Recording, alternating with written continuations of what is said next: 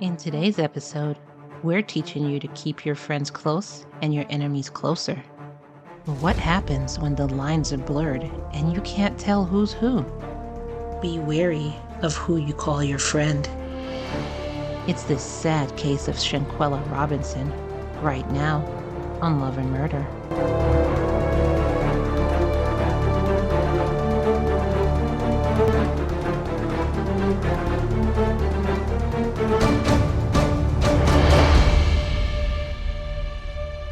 Welcome, everyone. Welcome to a new episode of Love and Murder, the weekly true crime podcast discussing relationships gone terribly wrong. I'm Kai, and if you're new here, this show discusses true crime cases told in the form of a story with mystery, suspense, and just a little bit of humor sprinkled on top. But it's never, ever at the expense of the victim.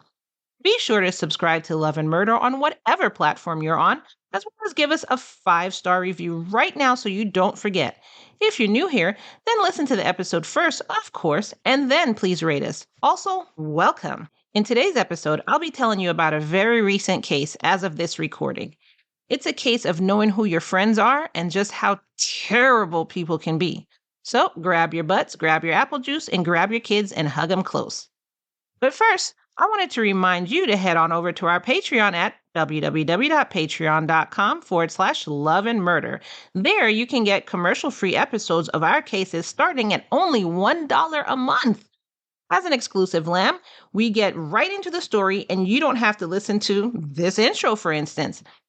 You also don't get commercials with your monthly donations.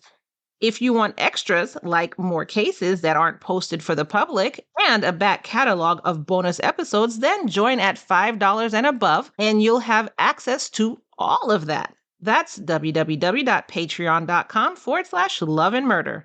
Now, on to the show. The first thing I want to say is, since this case is still ongoing, I want to point out that everything is still alleged, as I have to say that for legal reasons to cover my butt. Now, Shanquella Robinson was born around 1997 in Charlotte, North Carolina, to parents Bernard and Salamandra Robinson. She also had a sister, an older sister named Quilla. She graduated from West Charlotte High School, went to and graduated from Winston-Salem State University.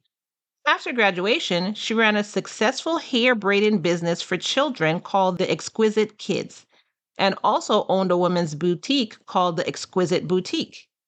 Quilla Long, her sister, said, quote, "She had a heart of gold. She loved everyone, and pretty much everyone loved her," end quote.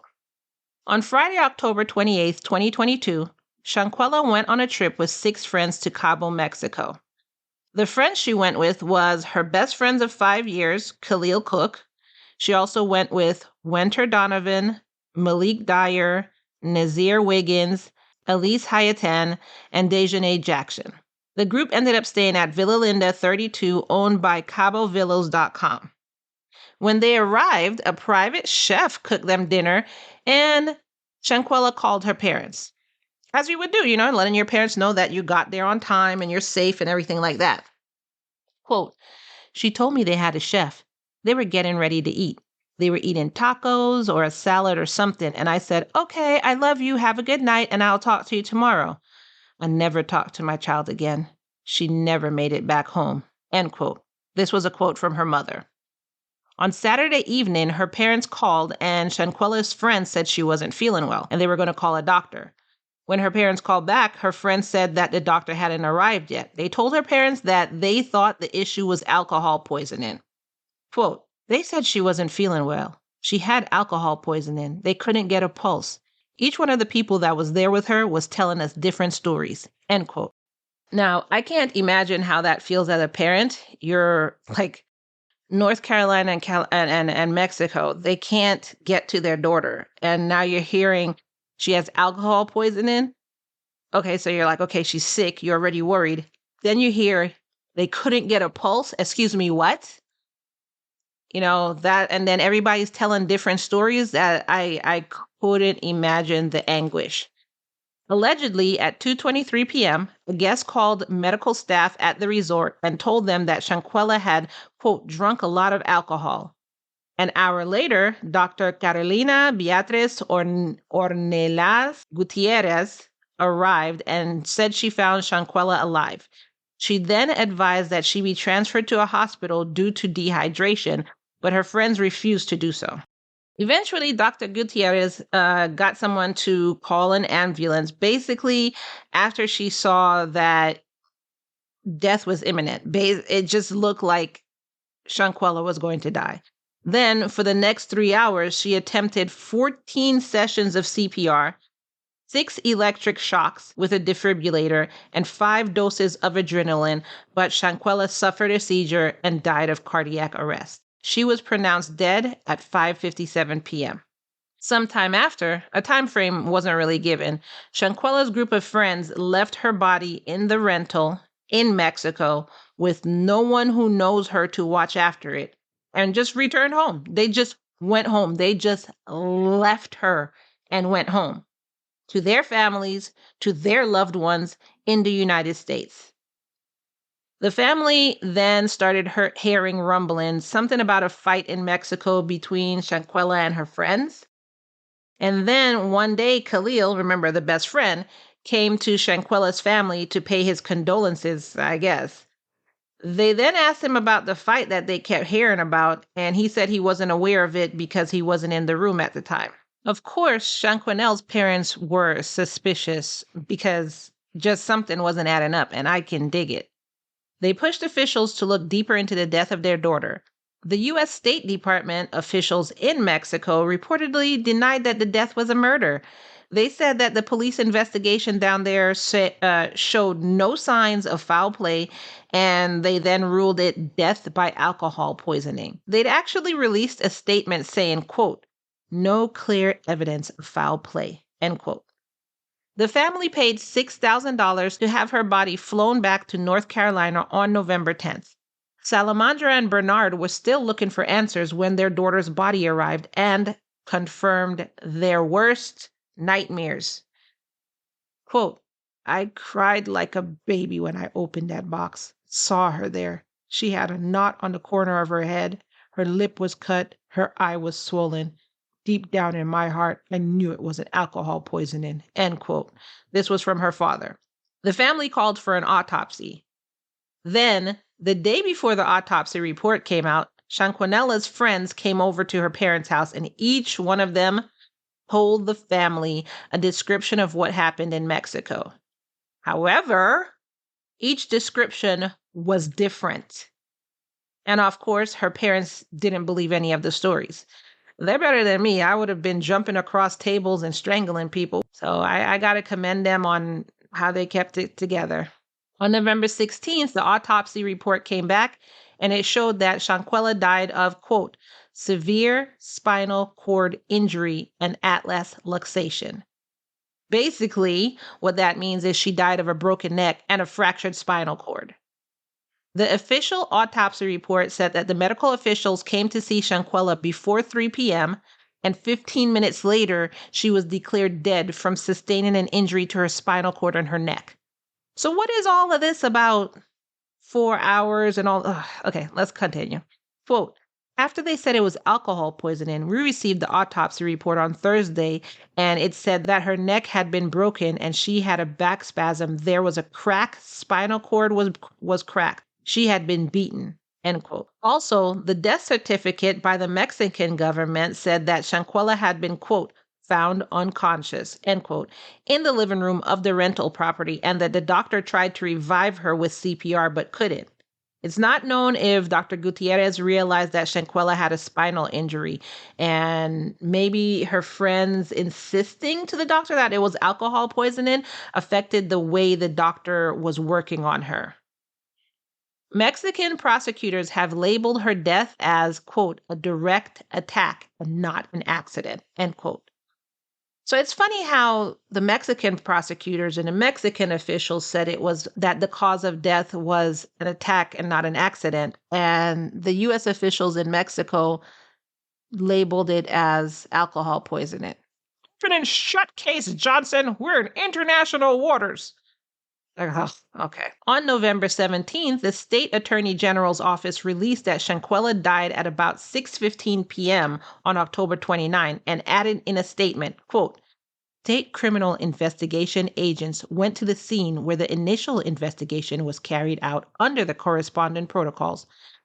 Experts from the Director of Specialized Services carried out the processing of the premises in search of any indications that should be included within the investigation file. The PGJE will maintain the leadership of the investigation in order to collect more evidence and achieve an accurate clarification with the facts without ruling out any hypothesis." End quote. Then, plot twist! On November 18th, a video was released by blogger Gerald Jackson with the permission of Shanquella's parents. The video starts out on a happy note with Shanquella telling her friends, "It don't take that long to get naked. Where y'all at?" She then joins some women to talk about what bathing suits they're going to wear. So she basically just looked happy, like she was on vacation, whatever. It was reported that, and I say it this way because I didn't watch the video. I couldn't really bring myself to watch such savageness, to see somebody who thinks that she's with friends. I just couldn't bring myself to watch it. Anyway, like I was saying, it was reported that you could tell by the other people's mood when Shanquella walked in that something wasn't quite right. A lot of people said something was really off. Some people on social media theorized that her friends were talking about her while she'd been out of the room. One online person with the handle of 1B_Marie wrote, quote, "Wow, this is sad. You can tell that they had a problem with her and probably didn't say anything because she walked in recording." End quote. Like, you know that kind of way, like, you know, when you walk into a room and people are talking about you and you're just looking around and you're just like, what? And, you know, they're all looking at each other, but nobody's answering you. You know what I'm talking about.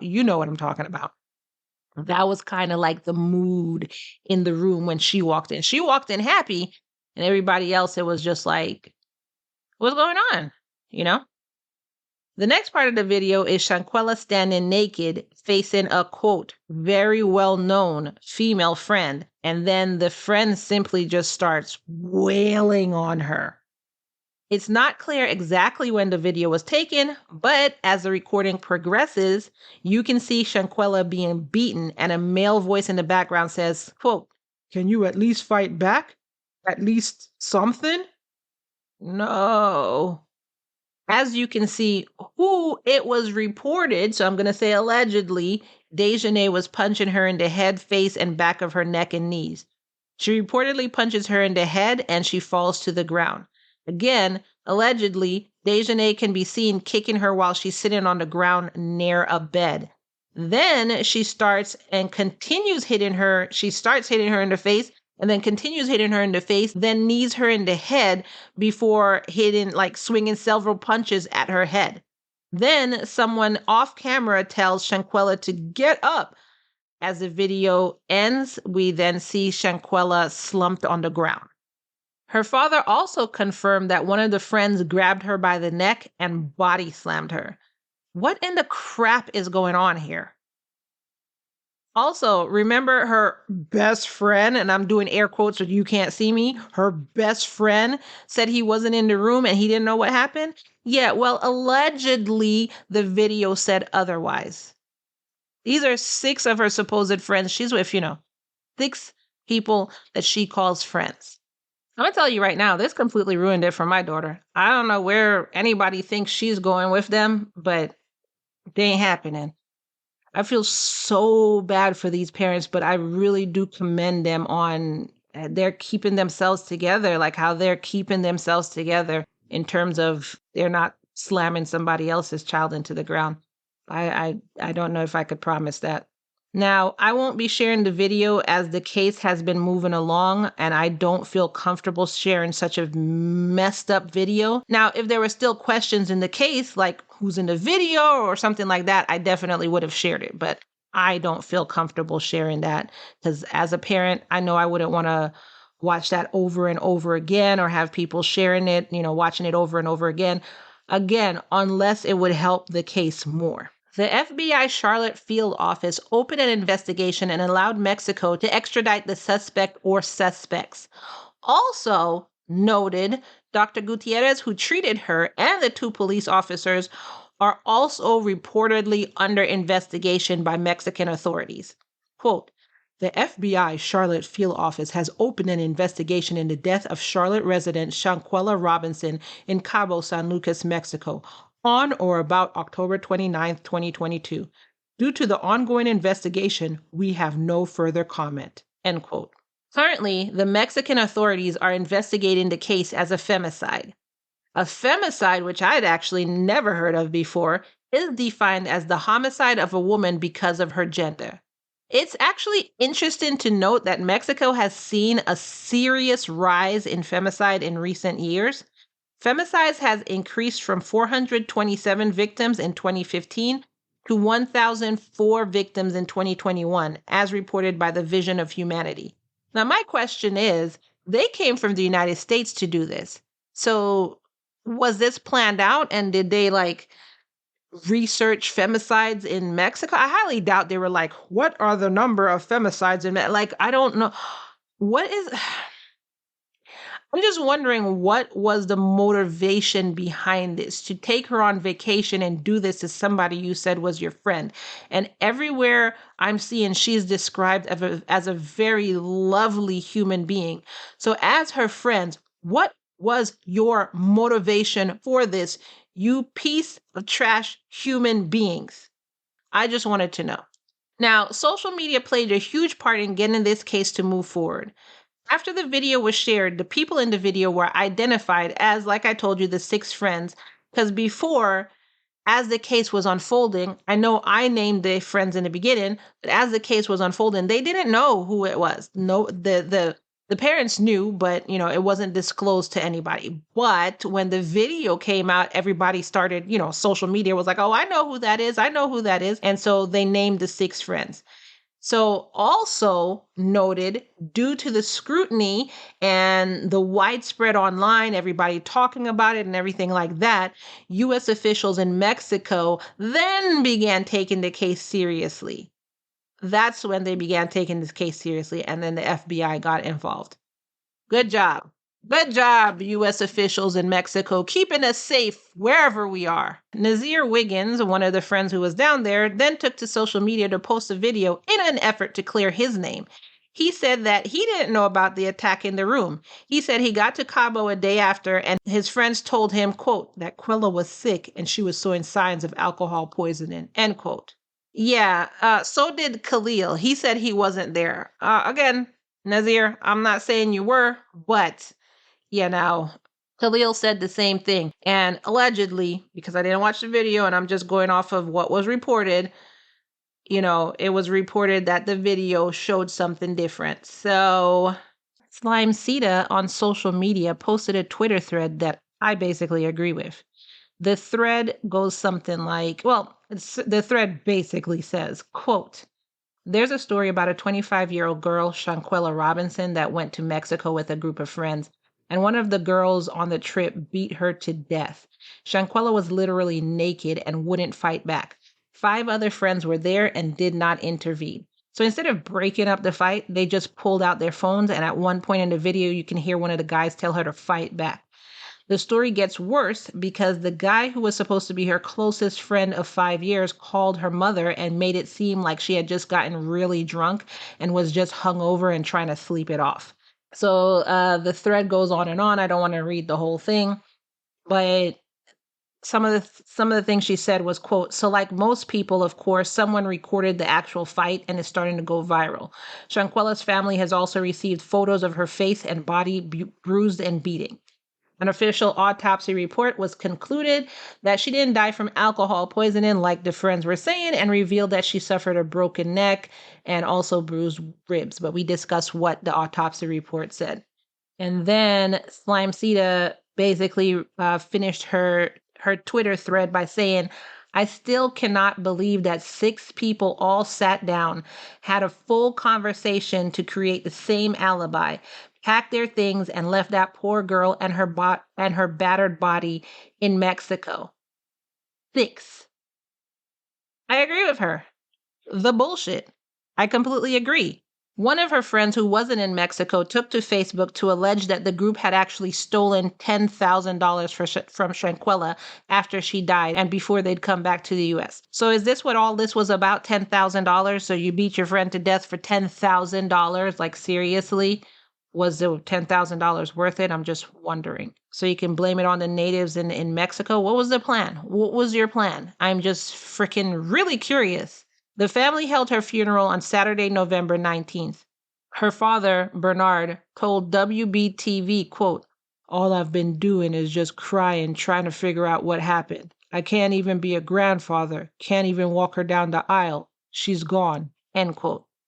The latest update in the case is that the State Attorney General Office of Baja California Sur reported that the investigation is still underway and that the results will only be shared to the extent that the legal framework allows.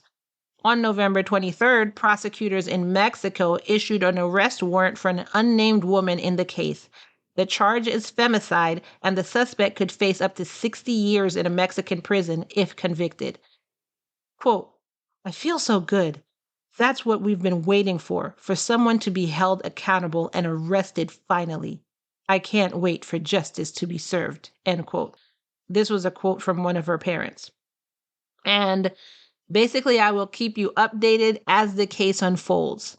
I am really curious as to why her, quote, friends did this to her, thought this was a good idea, and carried it out, all in the guise of going on vacation with their supposed friends. Now, did y'all hear about this case at all? And if you did, what did you think? If you didn't, what did you think about this episode, me telling the case? Like, just what did you think?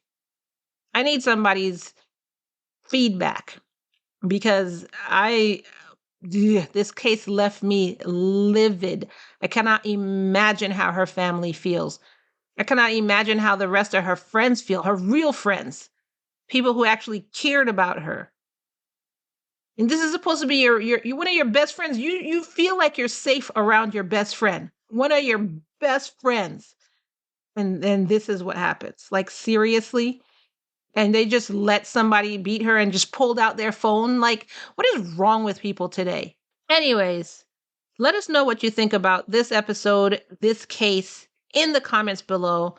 Or if you want your comments heard on air, head on over to our website, www.murderandlove.com. That's love and murder backwards, murderandlove.com. And click on our brand new shout out system, or as we call it, SOS. It's right there on our homepage, a huge white button saying record. You can't miss it. Record your comment and it might be played at the end of the next episode. Now, if you like this episode, then head on over to Apple Podcasts or Spotify and rate us 5 stars. You can also download Good Pods and rate us on there too. This is a free and helpful way that you can support Love and Murder. Check us out on Patreon at www.patreon.com/loveandmurder, where you can get commercial-free episodes starting at only $1 a month. If you want more, like extra cases, which don't come out to the public, cases of serial killers, love obsessions, love triangles, and the like, then join us at our most popular tiers of $5 and above. That's www.patreon.com/loveandmurder. Follow us on social media at facebook.com/relationshipcrime, Instagram at Love Murder Podcast. Join our Facebook fan group by searching Love and Murder fan page in Google or Facebook, or by simply clicking on the link in the show notes below. In our fan page, we have discussions about these cases that we talk about, bonus episodes, and cases that we don't even talk about that I just posted in our fan group. Find our awesome merch by going to our website, www.murderandlove.com, and clicking on our shop in the menu above. And an easy and free way to help us out is by simply sharing this episode. Share with your best friend, share with your regular friends, share, share, share, share, share. And as always, we end each episode by reminding you that it's all love and no murder, y'all. And I want to add an extra reminder that if you have a friend going on vacation with, please don't be an asshole and actually be a friend. We have so little of this in the world, so little friends, so little people we can trust. If you don't like someone, the easiest thing to do is just stop talking to them. Leave them alone. Bye, y'all. See y'all in the next episode.